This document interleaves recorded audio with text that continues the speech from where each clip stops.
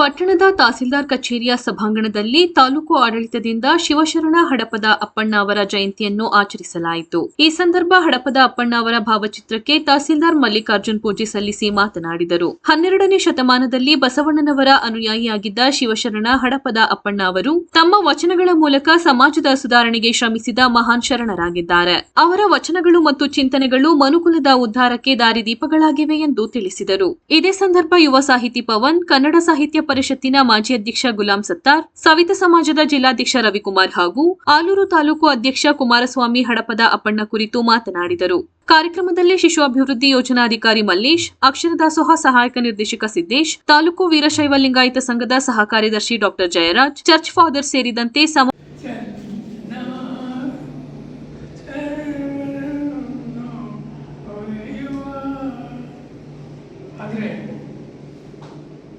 ಕವಿತೆಗಳು ಬಡಿಬಹುದು, ಹಾಡಬಹುದು.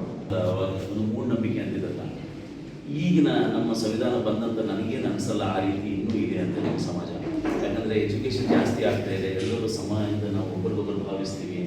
ಸೊ ನನ್ನ ವಿನಂತಿ ಅಂದರೆ ಅದನ್ನು ಮನಸ್ಸಿಂದ ತೆಗಿಬೇಕು. ನಾವೆಲ್ಲರೂ ಒಂದೇ, ಯಾವುದೇ ಕಾಸ್ಟ್ ಇರಲಿ, ಕಮ್ಯುನಿಟಿ ಇರಲಿ, ಅವರವರ ನಂಬಿಕೆ ಪ್ರಕಾರ ಅವರವರ ಧರ್ಮ ಪಾಲಿಸ್ತಾರೆ. ಆದರೆ ಇನ್ನೊಬ್ಬರಿಗೆ ಯಾರು ಕೀಳಂತ ತಿಳಿಯೋದಿಲ್ಲ. ನನಗೆ ತಿಳಿದ ಪ್ರಕಾರ ನಮ್ಮ ಕಾನ್ಸ್ಟಿಟ್ಯೂಷನ್ ಬಂದಂಥ ಸಂವಿಧಾನ ಪ್ರಕಾರ ಎಲ್ಲರೂ ಈಕ್ವಲ್. ಸೊ ಅದೊಂದು ಮನಸ್ಸಲ್ಲಿ ತೆಗಿಬೇಕು ನಾವು. ಯಾಕಂದರೆ ಏನಾಗುತ್ತೆ, ಏನೇ ಆದರೂ ಸಮಾಜದಲ್ಲಿ ಮನಸ್ಸಿಂದ ಹುಟ್ಟಿದ್ದು ಅದೇ ನಮಗೆ ಒಂಥರ ಪ್ರಕೃತಿ ಆಗಿಬಿಡುತ್ತೆ. ಅದನ್ನು ತೆಗಿಬೇಕು. ಸೊ ಎಲ್ಲರೂ ಒಂದೇ ಇದ್ದೀವಿ. ಇನ್ನೊಂದು ನಾವು ಹಡಪದ ಅಪ್ಪಣ್ಣವ್ರ ಬಗ್ಗೆ ತಿಳ್ಕೊಬೇಕು ಅಂದರೆ ಅವರು ಸಂಘಜೀವಿ ಅಂತಾರಲ್ಲ. ಬಸವಣ್ಣವ್ರು ಒಬ್ಬರೇ ಇಷ್ಟು ಸಕ್ಸಸ್ಫುಲ್ ಆಗಬೇಕಾದ್ರೆ ಅವರೊಬ್ಬರಿಂದ ಆಗಲಿಲ್ಲ. ಸೊ ಅವರಿಗೆ ಏಬಲ್ ಲೆಫ್ಟಿನೆಂಟ್ ಅಂತ ಹೇಳ್ತಾರೆ.